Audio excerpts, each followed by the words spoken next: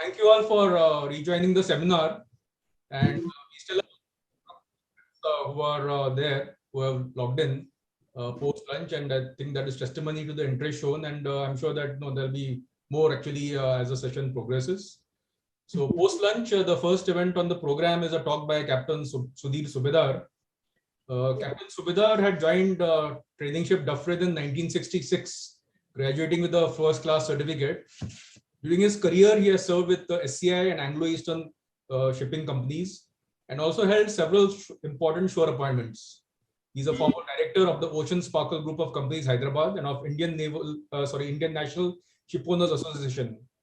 The former CEO and president of the Indian Coastal Conference Shipping Association, or ICSA, member of the Academic Council, Tolali Maritime College, Pune, and a warden, mentor, and ex-founder of the President Company of Master Mariners, Pune. He's also an advisor, regulatory authority, Government of Assam, and a member of the Sea Ganga Project, Ministry of Jal Shakti. As a Royal Institute of Naval Architects, International Ship Masters Federation, Company of Master Mariners of India, Institute of Quality Assurance, UK, Royal Institute of Navigation, Indian Maritime Association, UK, and the Governing Council of Logistics Skill Council, Chennai. He also has several awards to his credit, which includes EXIM Award, Award for Excellence by the Indian Sea Trade, Kochi, Sailor Today Media Group Award for exemplary contribution to Indian shipping, and has been twice nominated for the National Maritime Day Award. So, impressive resume. I'm sure we're in for a very good talk. May I request Captain Subedar to deliver his talk? Thank you, Admiral Nadkarni. I hope online post-lunch, whatever that means, has been less than sumptuous, and we have another thrilling afternoon session. I'm grateful to IMF organizers to arrange this topical program. I welcome back distinguished delegates, speakers, and the chairs. Having heard development of marine engines technology and use of propulsion from mythological days to the present, the developments that are going on both in terms of marine engineering and with due regard to pollution control regulations, which are catching up with technology as fast as we can develop the technology. I do hope the next session would throw some light on the way forward without hampering development of particularly developing countries, and that there is in India a little more emphasis on Indian Navy and Merchant Navy synergy, as we have seen a lot of potential between the two arms of the Navy during the first two sessions. The moderator for this afternoon session is my namesake, Admiral Subedar, PVSM, a Puneite, followed by Captain Gaurav of Indian Navy, another marine engineering specialist,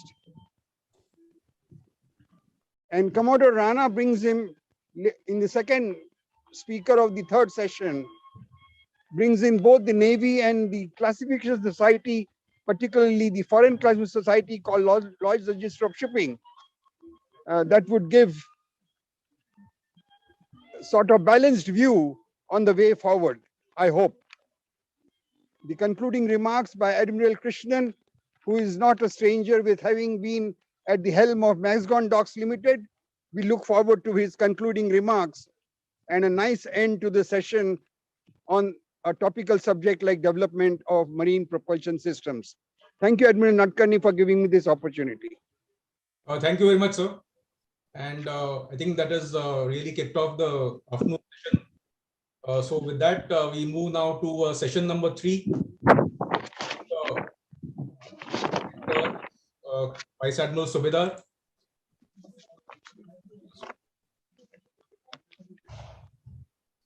The moderator is Vice Admiral Subedar, PVSM, AVSM, BSM, retired. And the two speakers are Captain Gaurav Dugar, Indian Navy, and Commodore Dr. R.K. Rana, Indian Navy, retired. Let me first introduce Admiral Subedar, the Indian Navy in August 1977 in the engineering branch and obtained his postgraduate in marine engineering from Pune University. He has served on 5 frontline warships and was also the Fleet Engineer Officer, Western Fleet in 1998. His shore appointments include the Director of Naval Training and the Director of Ship Production at Naval Headquarters, Director, Machinery Trials and Acceptance Authority at Mumbai, the Warship Production Superintendent again at Mumbai, the General Manager Refit at Naval Dockyard, Visakhapatnam. And on the promotion to Rear Admiral in 2008, he served as the Chief Staff Officer Technical, Eastern Naval Command, Visakhapatnam, and thereafter as the Admiral Superintendent, Naval Dockyard, Mumbai. On promotion to Vice Admiral thereafter, he served as the Director General Naval Projects, Mumbai, the Controller Warship Production and Acquisition, before culminating his career as a Chief of Material from the 31st of May 2015 to 31st of October 2016, which is the apex technical appointment in the Indian Navy. He has also been a board member of MDL, GRSE, Goa Shipyard, Hindustan Shipyard, and the BL. He was awarded Vishisht Seva Medal in 2009, the Ati Vishisht Seva Medal in 2011, and the Param Vishisht Seva Medal in 2016 by the President of India. May I request Admiral Subedar to commence session 3.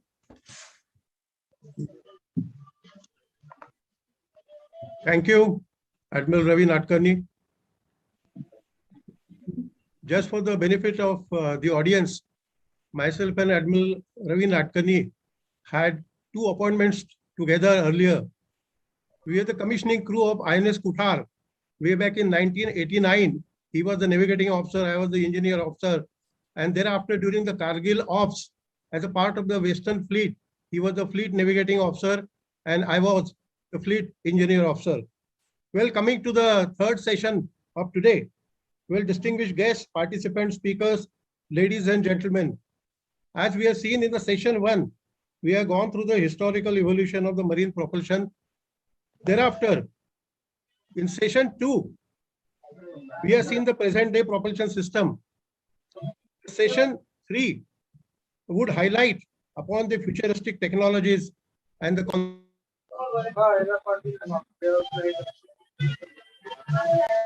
No, sorry.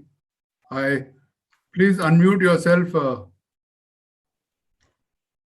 Admiral Subedar. I was trying to mute Sudhir Subedar and I muted you instead.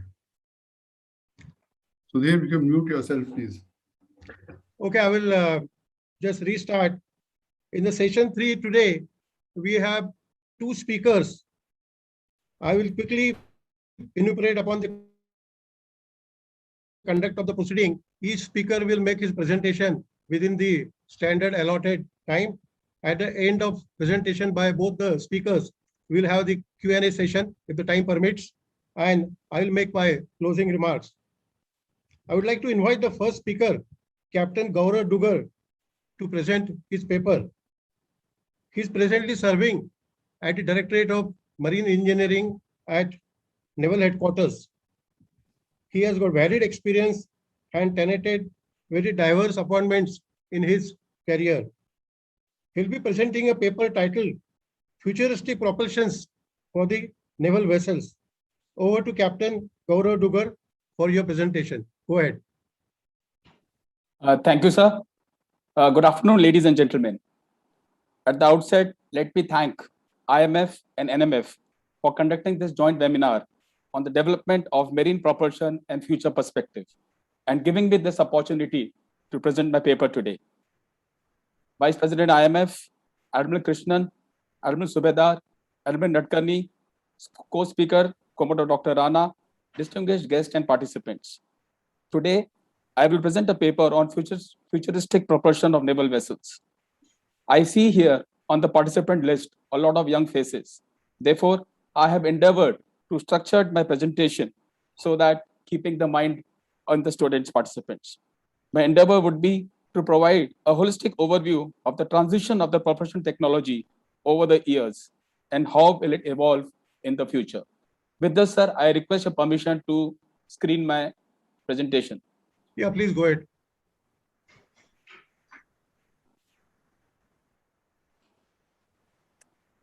Alfred Mahan, the great Indian naval strategist and the author of The Influence of Sea Power Upon History, had said, and I quote, "Whoever rules the waves rules the world."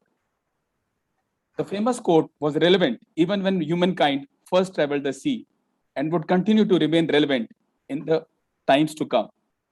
The oceans have since been the main mode of transport, accounting to over 90% of the global trade. As seen in session 1 and 2, the earliest ships were built by ancient Egyptians in the 4th century BC, in what was known as the classical era. The method used to propel these ships have since improved over the years from paddle to oars to sails. Propeller was a major invention along with the steam turbine, which made the use of sails redundant, owing to their greater speed, endurance, and maneuverability. From advent of the industrial age, the propulsion systems migrated from steam turbines to the diesel engines. Arrival of diesel engine dawned an era of efficient way of propelling a ship with thermal efficiencies reaching as far as 45%. Today, we have engines with a thermal efficiency of as high as 50%.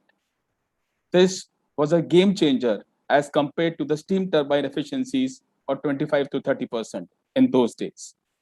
Gradually, space and weight became more significant factors for warship construction, so as to utilize maximum space available to carry weapons and ammunition. Need to have higher power density resulted in marinization of gas turbines in the early 1950s. They, therefore, slowly became the most preferred mode of propulsion, including for cruisers, destroyers, and frigates. It can thus be summarized that conventional propulsion systems saw a radical transition from oars to sails to steam to diesel and gas turbines from the prehistoric era to almost end of the 21st century. Before I continue with my topic, it would be prudent at this stage to briefly touch upon the arithmetics behind the power requirement of the ship. Therefore, Captain Dugar, just if I may check with you, I think your video background is showing on behind you, but your presentation is not showing. So can you just check your sharing? sir, I'll just.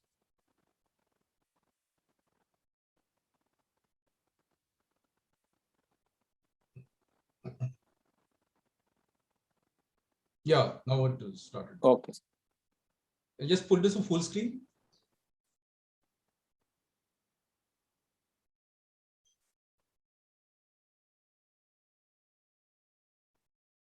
Yeah. Is it correct now, sir? Yeah, it's fine now. Right, sir. Let us see some of the powering margins and how to determine the propulsion of the engine as we go forward. In order to arrive the powering requirement of a vessel, a model test in a towing tank is undertaken. Here, a scale model of the ship having similar hull profile is put into the tank, and then the model is propelled to measure the hydrodynamic forces and moments so as to calculate the resultant resistance acting on the hull. Based on the resistance recorded, the effective power is calculated, which is equal to the product of the resistance of the hull form and the speed of the ship. In other words, it is the power required to move the hull at a given speed in absence of the propeller action. This figure will be familiar to the participants who saw Ms. Sonali Banerjee's presentation. However, I will use this figure to just elaborate on how the powering is calculated for the engine. The engine power is generally calculated in the reverse direction, that is, from the propeller to the engine. As explained, the effective power PE is obtained from the model test. The delivered power PD is then calculated by dividing PE by the propeller efficiency, which is also known as quasi-propulsive coefficient or QPC. Generally, the QPC of the propeller is between 0.55 to 0.66. The gearbox and the shafting has intrinsic mechanical and frictional losses.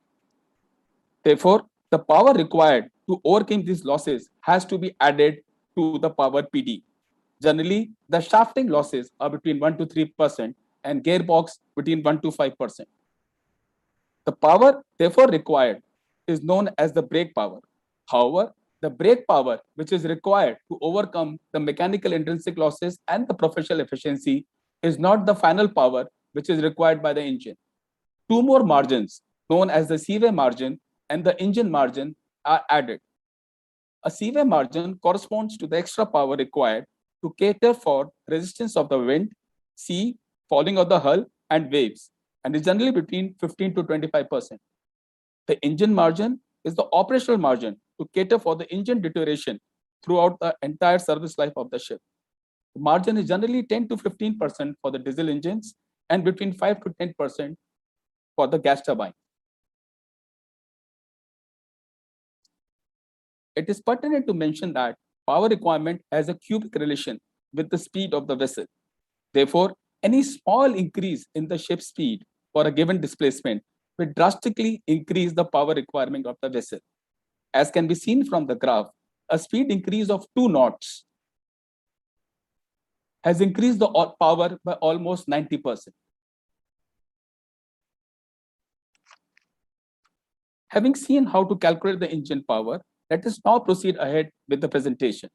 I have adopted a two-pronged approach to discuss the futuristic propulsion for naval vessels, namely futuristic propulsion alternatives and future fuel alternatives. Let us first focus on futuristic propulsion alternatives.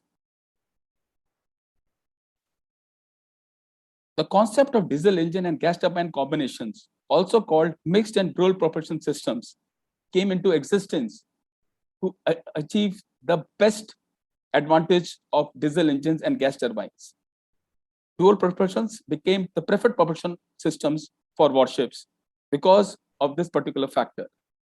GTs were compact, had high power to weight ratio, and had good SFC, specific fuel consumption at higher loads. On the other hand, diesel engines were bulky and noisy as compared to the gas turbines, but were more fuel efficient.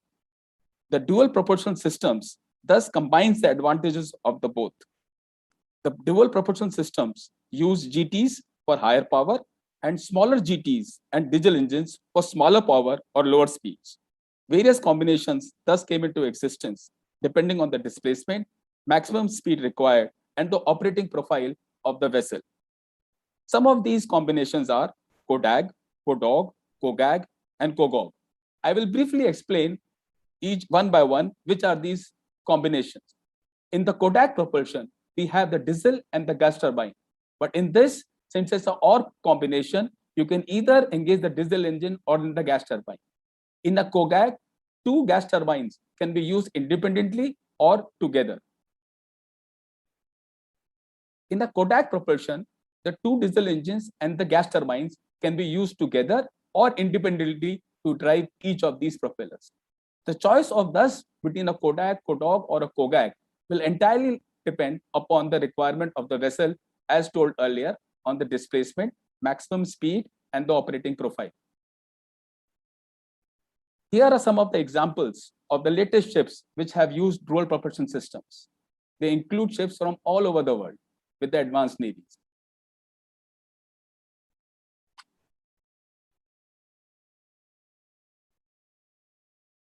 Having seen the dual propulsion systems, let us move on to one of the most researched fields in the propulsion system. Yes, that is the gas turbine technology. Concerted efforts have been made across the world to improve the design and metallurgy of gas turbines to increase their TET or turbine entry temperature and hence their power output. Few of these niche technologies have been shown on the slide. I will now very briefly describe each of these technologies. Single crystal blades. Here, the process ensures that no grain boundaries are created during the manufacturing. This reduces creep and increases the TET and the time between overall. Thermal barrier coating consists of coating ranging from 100 microns to 2 millimeter for better thermal insulation and improve the overall period.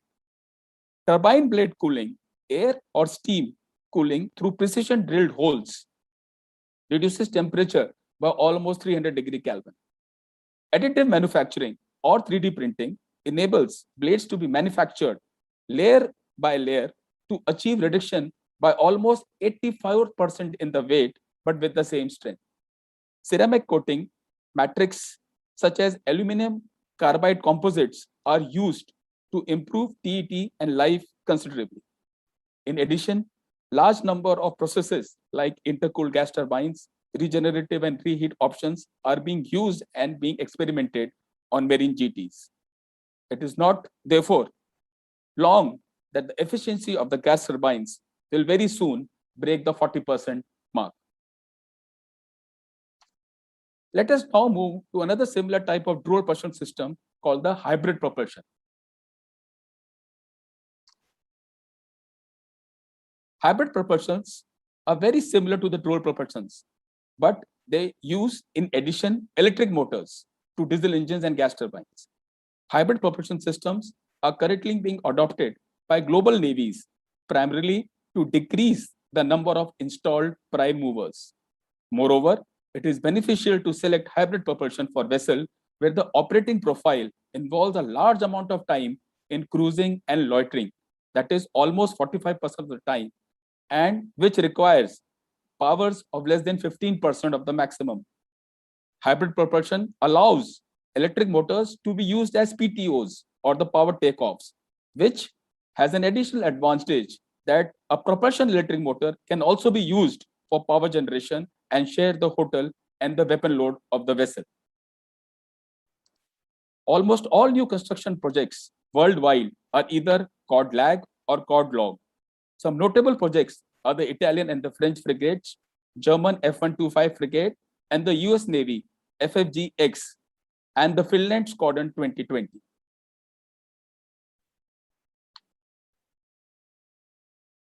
The Italian Navy plans to induct 7 PPA multi-role offshore patrol vessels, which can perform a range of missions.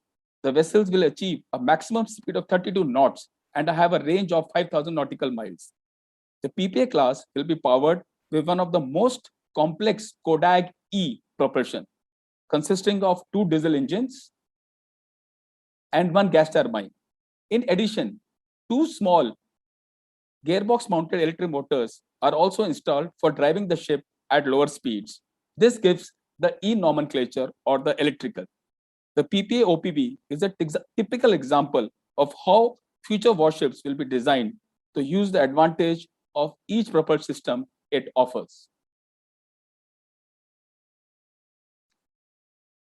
When the propulsion power is only a fraction of the total power demand of the ship, integrated full electric propulsion or integrated power system is most sought after. An intelligent power management system or PMS determines the optimum number of generator sets which need to be operated to cater both the propulsion and the hotel load. In a warship, it is estimated that weapons and sensor power requirements will substantially increase in the coming years, and accordingly, major navies have opted for IFEP configuration for their carriers and destroyers.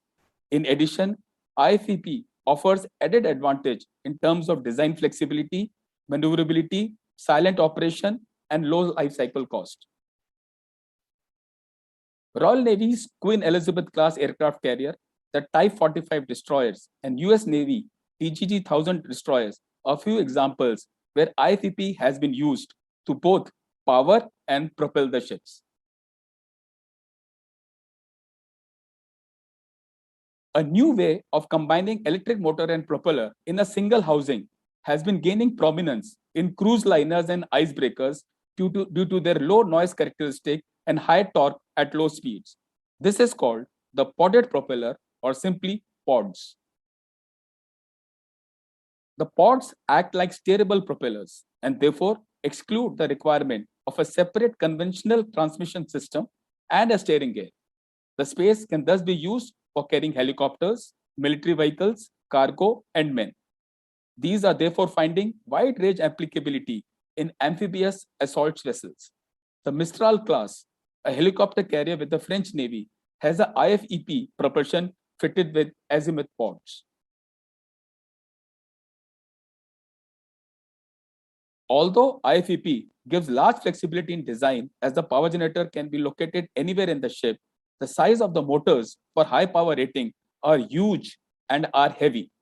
In order to overcome the above limitation, 99% efficient superconducting electric motors are presently under development.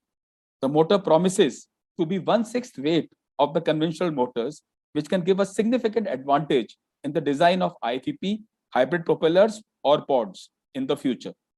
However, the requirement of cryogenic cooling needs to be addressed prior this technology can be adopted for the marine use.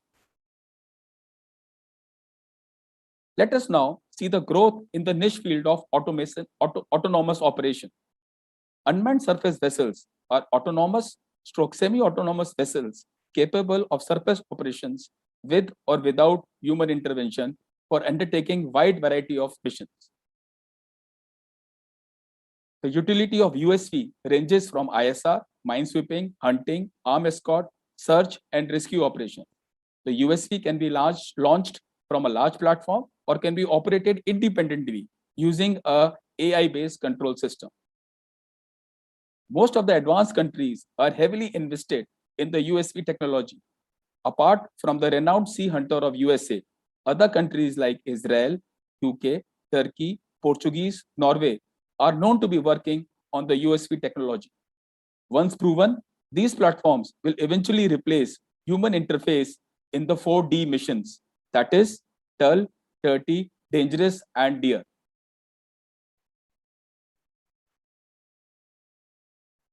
Let's now briefly cover the second part of the paper, which is future fuel alternatives. Concerns over the perceived long-term effects of carbon emission and climate change have prompted initiatives in alternative zero carbon and low carbon forms of vehicle propulsion. The marine sector too is not far behind and is aggressively responding to the challenge of reducing carbon emissions by adopting suitable fuel alternatives for future propulsion systems. Renewable power sources such as wind and solar are likely to be used to augment the power requirements. The recent developments like SkySail or Flettner rotors look promising for improving the fuel efficiency of future vessels. Fuel cells offer good potential for ship propulsion. For marine propulsion, the high temperature solid oxide and molten carbonate fuel cells show most promise, while for lower powers, the low temperature proton exchange membrane cells are more suitable. While hydrogen is the easiest fuel to use in fuel cells, this would require a worldwide infrastructure to be developed suitably for it to work for the required scale of warships. Sorry to interrupt, Gaurav. Can you expedite faster? Aye, sir. Battery technology is developing rapidly, offering some potential for the propulsion, especially for the unmanned and underwater vehicles. In addition, they are clean source of energy with minimum environmental hazards. Efforts are on to reduce the size and increase the large charge capacity for increasing the endurance of the vehicles. Nuclear ship propulsion has the advantage during the operation of producing no harmful environment pollutants, although the disposal of nuclear fuel remains a challenge. A significant body of experience exists in the design and safe operation of shipboard nuclear propulsion plant, particularly in the case of PWR, pressurized water reactor designs. However, concerns over safety, international regulations, high initial cost, fuel calibration would need to be addressed prior adopting it as an alternative fuel for future propulsion plants for warships. At the end, I would like to conclude by highlighting that power demands of a warship are likely to surpass the propulsion power requirements in the future. This trend is likely to be across all major advanced navies due to increased power of weapon systems like direct energy weapons and electromagnetic railguns.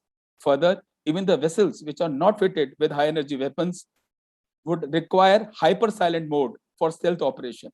It is highlighted that the futuristic propulsion systems has seen a leapfrog growth in the recent years, but there is a need for the global navies to focus on development of an overall ecosystem for maintenance and support of these niche technologies before they can be successfully inducted for future warships.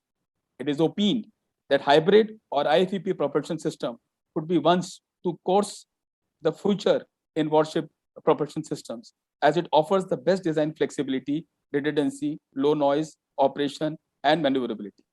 With this, I conclude my presentation. Thank you. Thank you, Saurav, for a very excellent presentation. I think you have really covered all aspects of the upcoming futuristic propulsion plant. And thank you for your excellent presentation. We'll be doing the Q&A session after the second speaker also finishes his presentation. Aye, Thank sir. you. Thank you, sir. I would like to invite the second speaker, Commodore Dr. R.K. Rana. He is a veteran, having served in the Indian Navy in a variety of different jobs. He encompassing training, research, dockyard staff, design of warship, indigenous development of various equipment, and serving on board various ships during his long and illustrious career spanning more than 33 years. After taking premature retirement from the Navy, he joined Lloyd's Register, where for more than 3.5 years, he helped the company in strategizing and developing new business opportunities in South Asian countries. As an independent consultant, he is currently engaged to enhance the global visibility of Indian entities, namely academia, entrepreneurs, startups, and industry, as well as find opportunities to extend their reach in defense and aerospace sectors. May I request Commodore Rana to kindly come forward and make his presentation. Commodore Rana.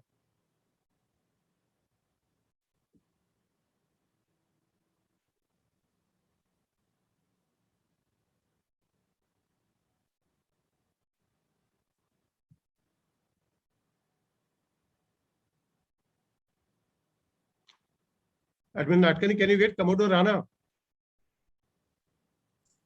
Yes, I think his name is showing here, but he had sent me a message saying that he had some power issue. So I told him if he could try and log in using the laptop and maybe the 4G connection. Okay, he's not available, is it? Okay. His name is showing, so I'm not sure. I mean, I'll just call him and ask him. Hello. Hello. I can see that he's logged in. I see Commodore Rana here. I'll just.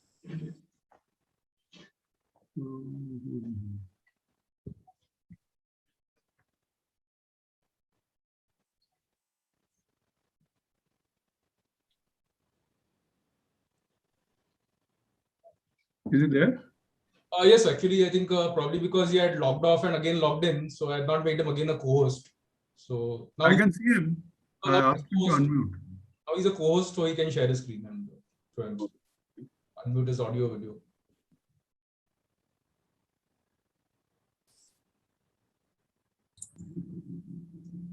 Yeah, he's come. Yeah. Can you see my screen, please? Yeah, welcome, Commodore Rana. Yeah, thank you very much. And we have been waiting for you. Well, you can share your screen and start your presentation as convenient. Yeah, I have shared my screen. Can you see the screen? Yeah, Yes. I can see. Go ahead. Great. Thank you very much, Chairman, for the nice introduction. Good afternoon, ladies and gentlemen.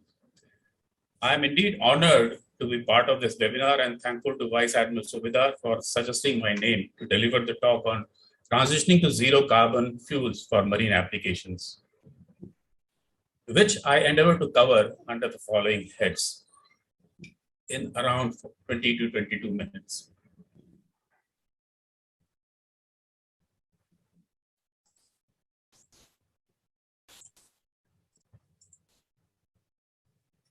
The changing and unpredictable nature of weather that we are witnessing for quite some time now is having a disastrous effect and will only continue to grow unless we do something about it. These have been rightly predicted to be results of the emission from different sectors as shown in this particular slide. Though the contribution of the shipping industry is only 2.98% of the total global emissions and much lower than other sectors, nevertheless, it is very serious. Drivers for change. As the economies grow, especially in the most populous nation, China, US, India, Brazil, etc., the need for marine transportation will grow and is predicted to grow as shown in this slide. In fact, the shipping will double by 2030 as per the Lloyd's Register studies. Consequently, the demand for the fuel is also likely to be at least double of what is being used today.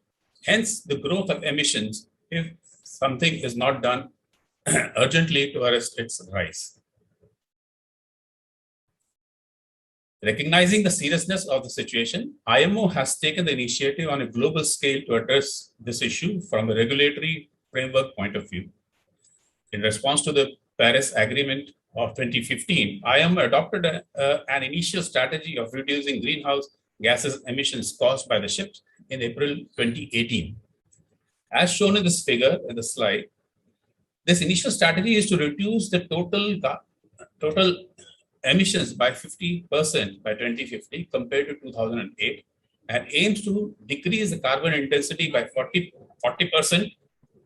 by 2030 and by 70% by 2050 to decarbonize as soon as possible. With the strict guidelines set by the IMO, all other stakeholders have been addressing these issues for the past 2 decades to progressively reduce the ambient pollution through different methods as shown in the slide. DNVGL has categorized the measures as follows. You can improve the energy efficiency of the ship, or you can optimize the speed and operation of the ships, or the third option is to use alternative fuels. My earlier speakers, Mr. Ajay Chatterjee and Mrs. Banerjee, have explained in details already about improving the energy efficiency of the ship as well as optimizing the speed and operation, which makes my job easier so that I can focus on alternative fuels. Energy sources for mobility. So what about the energy sources and technology to sustain the significant growth in shipping? Merchant and naval shipping has gone through significant energy sources and technology transitions over the last 2 centuries. From an era of sail to steamships and from steamships to diesel, each transition was a leap forward in efficiency, speed, and reliability. Noting the technical progress across the industries, especially in the commercial sectors, Lloyd's Register, the oldest and the leading marine classification society, was keen to learn about what the future holds for marine sector. They commissioned a couple of studies concentrating on the global marine trends, which has resulted in the publication of 4 documents: Global Marine Trends, Fuel Trends, Technology Trend, and for Autonomous System, in association with the industry, research organizations, and the academia, and lately addressing the decarbonization issues as well. There are many other entities who are undertaking research to answer the following questions. Are we ahead of similar transition? What is it going to be? How long will it take? And what will drive it? These are all led by the various classification societies such as IRS, AVS, BV, DNV, etc. And some of the universities such as UCL, UK, sometimes independently or as a consortium. These are excellent set of references for those wishing to dive deeper into the subject matter to try and get the answers to these questions. Alternative fuels. With a design life of a commercial vessel of 20 to 25 years, the vessels already in operation have to adopt different technologies to meet the emissions target through different means, some of which are already in vogue and are well known to the audience at large. However, for the ships on the drawing board, there are a number of options to transition to alternative fuels in order to meet the IMO requirements of 2030 and 2050. Maritime companies are exploring a range of clean fuel alternatives, from increasingly common LNG solutions via starter fuels such as LPG, methanol, and biofuels, to less developed options such as hydrogen and ammonia. Everything is actually on the table.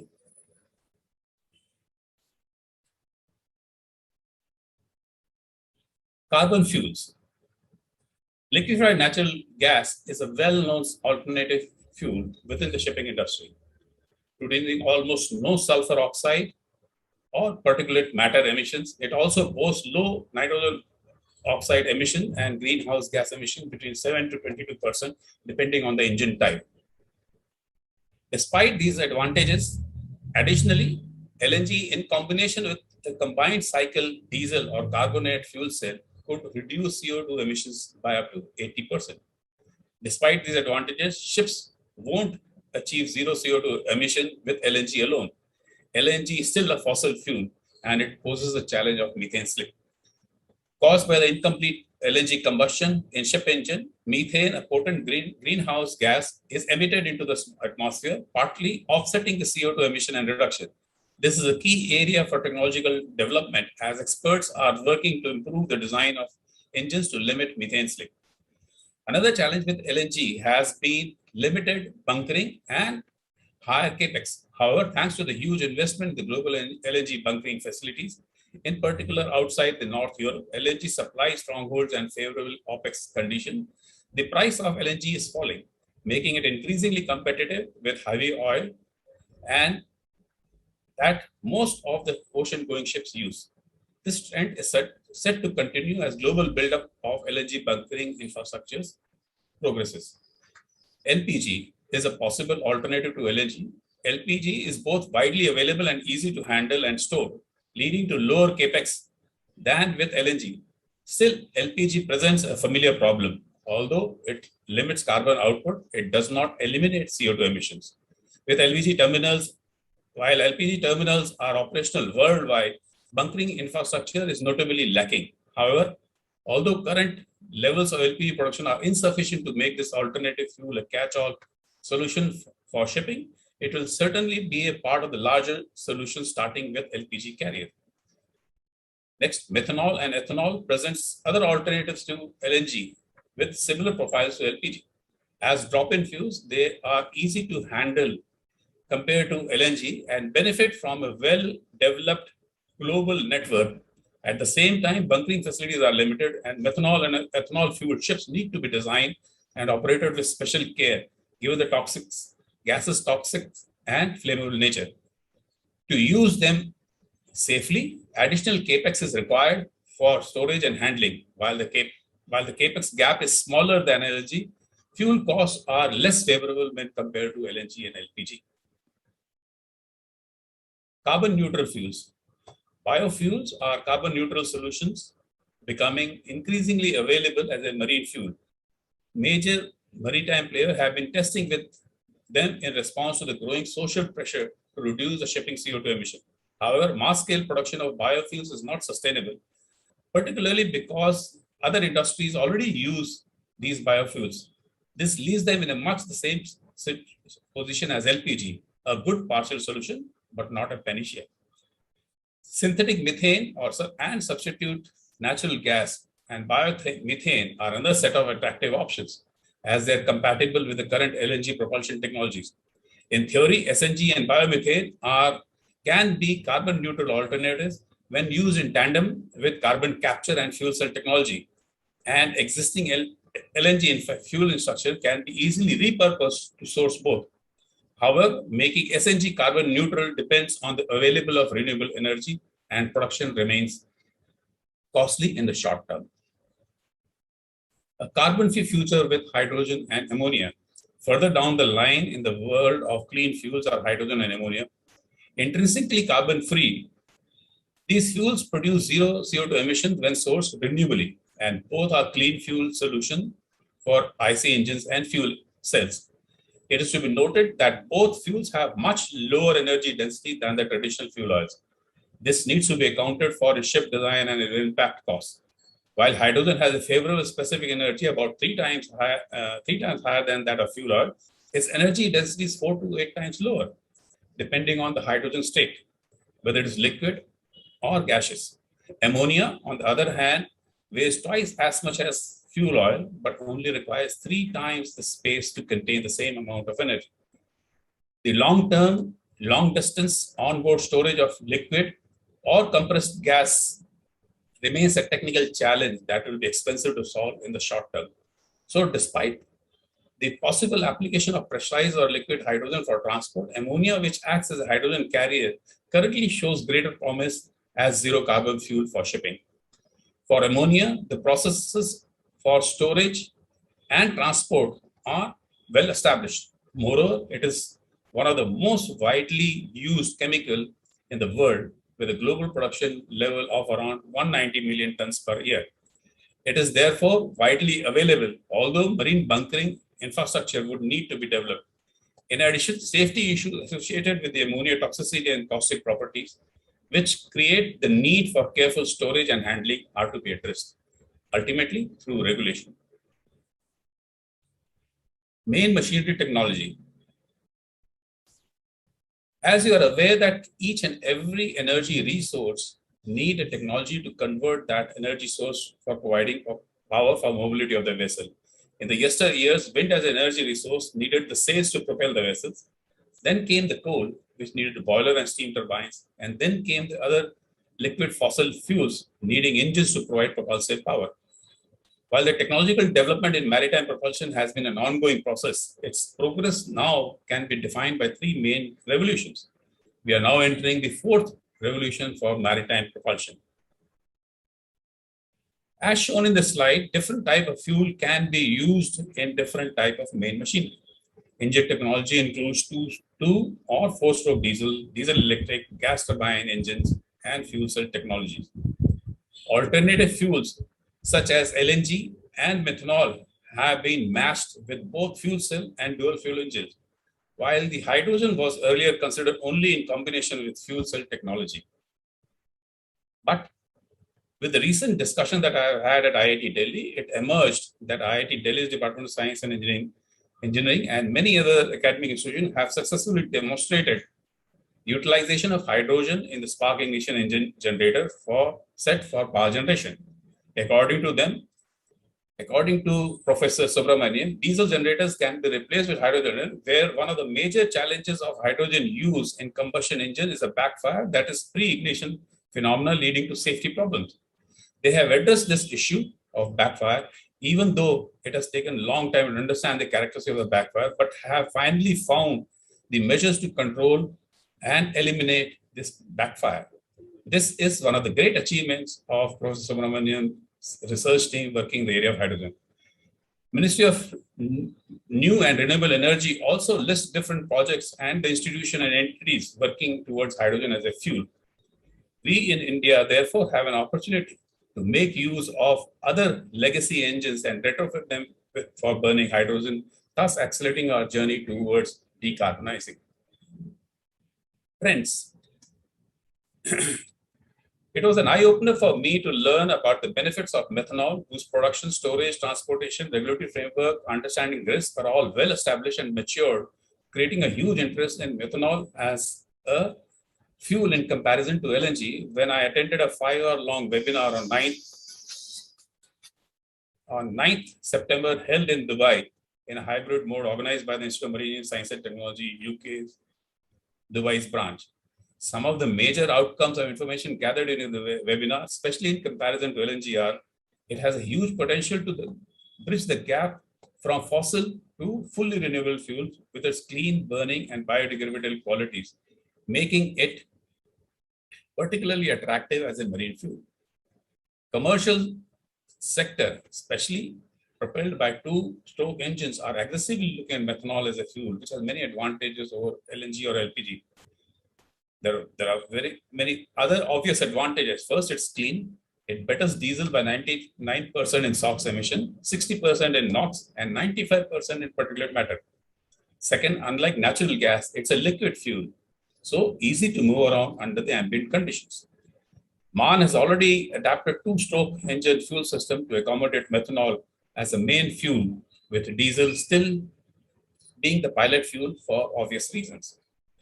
Anglo-Belgian Corporation Belgium, manufacturer of the medium-sized business, have also modified their engine fuel system. Switzerland-based Proman has added 2 more methanol-powered ships in its building order book, bringing the total investment to 6 methanol engines. As recently as August 21, container giant Maersk ordered a series of South Korea-built CO2 neutral methanol-fueled container vessels with an option to scale it down to a dozen. There are more than 135 ships with methanol as a fuel operating worldwide today. Hydrogen.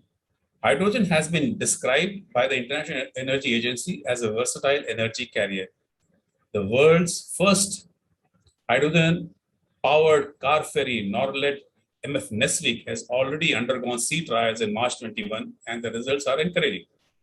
DNV has taken lead in proactively publishing documents concerning hydrogen specifically, and have come out with the latest document on Handbook for Hydrogen Fuel Vessels, covering all aspects of regulation, design, manufacturing, etc.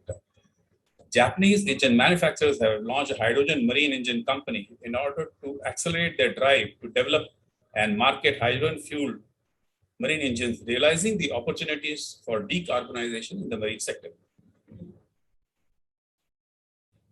What are the trends in India?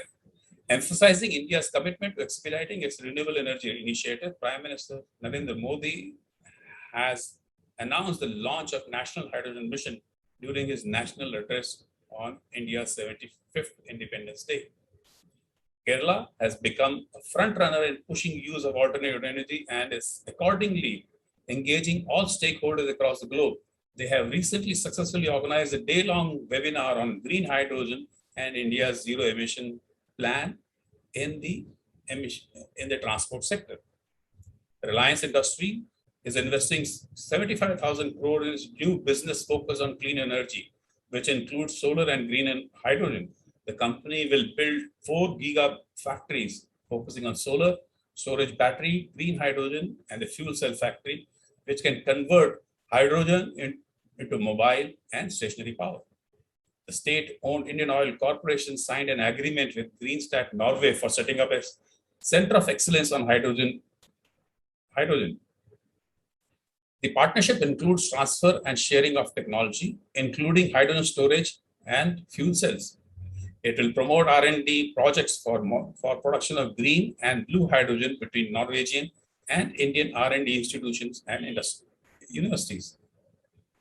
There are many other companies, both in the public and private sectors, who have also made their intents very clear on investment being made towards achieving zero carbon.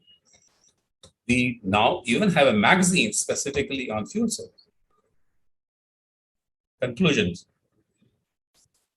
In conclusion, I would like to say that India has taken a major initiative towards transitioning to zero carbon fuels through National Hydrogen Mission. More than 20 years since IMO first began efforts to regulate air emission from the world's commercial fleet, industry is now officially on an ambitious course to a zero carbon future. With alternative fuels taking time to develop and bring to the market at scale, a combination of technologies driven by availability will shape the industry's decarbonization. Technology readiness, timeliness, and commercial relationships will drive the decarbonization journey. Each type of ship considered will be propelled by a mix of fuel and not necessarily by only one fuel. With methanol showing great promise, it will replace LNG as a fuel and likely to be an intermediate fuel until we see the technologies maturing for green hydrogen. DNV said its findings indicate that maritime energy transition is gaining momentum, with around 12% of new build currently in order books having been ordered with alternative fuel systems. Despite this, only 1% of ships currently in operation use alternative fuels, with a huge majority plying short sea routes. Even though military vessels are not subject to IMO emission reduction requirements, they must be aligned with the global emissions reduction efforts. Indian Navy should leverage on the strengths of renowned academic institutions in countries such as IIT Delhi to progress studies on retrofitting existing diesel engines to run on dual fuel or single fuel such as methanol or hydrogen, maybe initially on a non-combatant such as survey vessels, offshore vessels, etc., to gain experience and acceptance. Well, ladies and gentlemen, this brings me to the end of my presentation, and I'll be happy to take on any questions. Thank you very much, sir. Thank you, Commodore Rana, for a very well-researched and very informative presentation on a very current topic. I think today a lot of speakers have covered this aspect of alternate fuel efficiency, carbon emissions. I think these seems to be main topic in today's discussion. Well, I not seen any questions in the chat box.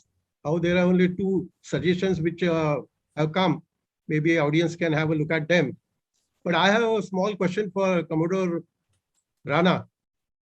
You know, what are your recommendations about the naval ships becoming IMO regulations compliant? Is it possible? What should the Navy be doing? Well, the military vessels have to look at from 3 points of view. One is the design, majority of the ships do not have a bulbous bow. I mean, it's all a part of the cutting the fuel consumption, lowering the fuel consumption, and hence reducing the emissions. As Ms. Banerjee also mentioned, one of the design examples could be introducing of bulbous bow, which is already being done for the destroyers as well as for the aircraft carrier. Then stern flaps are some of the other extensions that cuts fuel by 6 to 7.5%.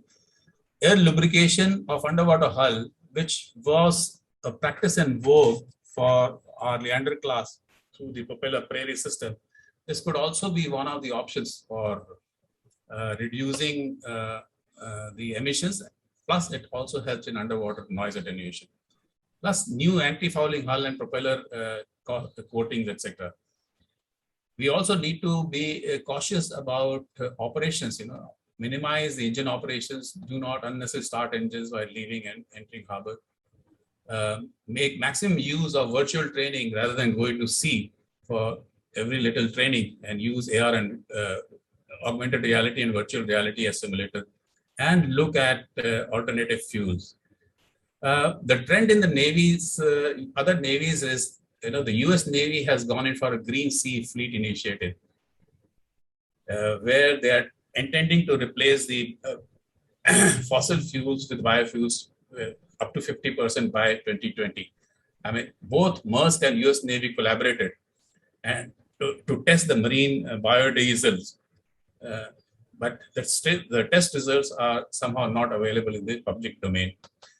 But the fact that they have placed large amount of contract for the biodiesel is an indication that they are serious about this.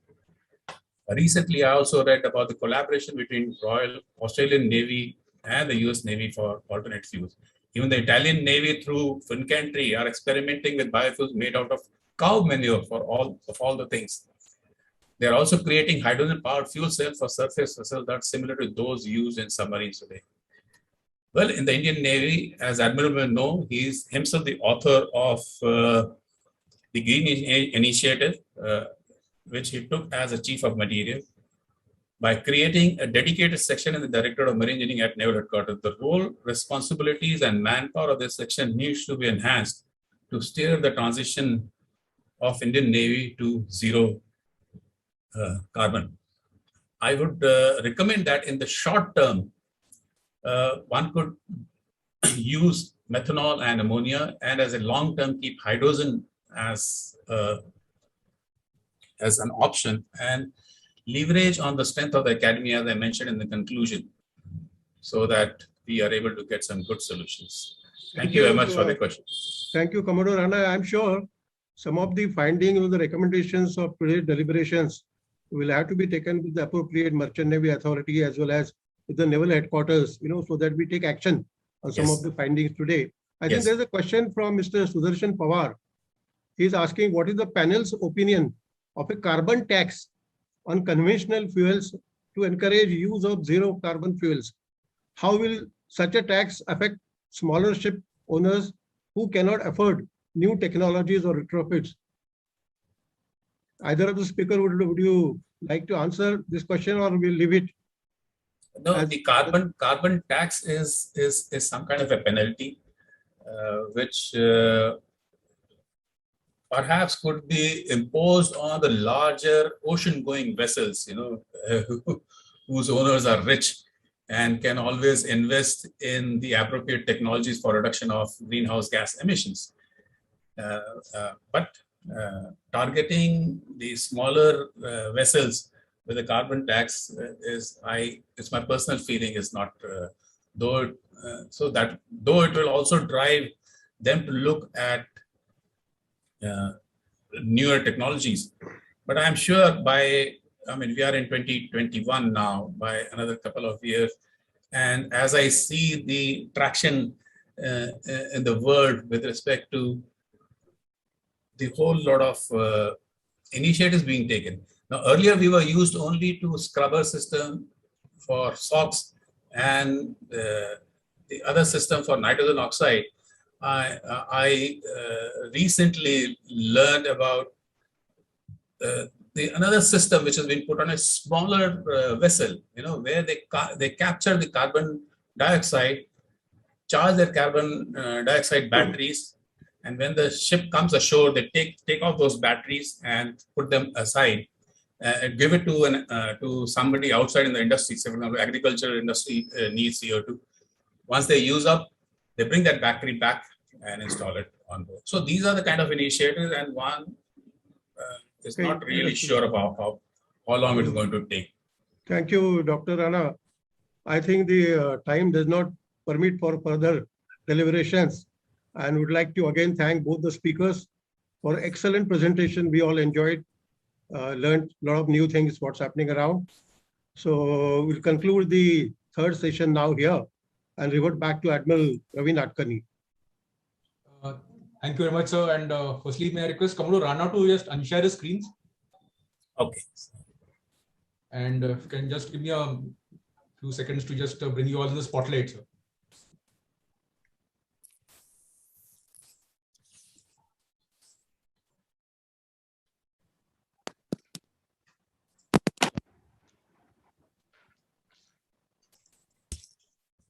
So with that, thank you to the moderator and the speakers of session 3. And I think that was indeed a very thought-provoking and a very topical subject, very fascinating also.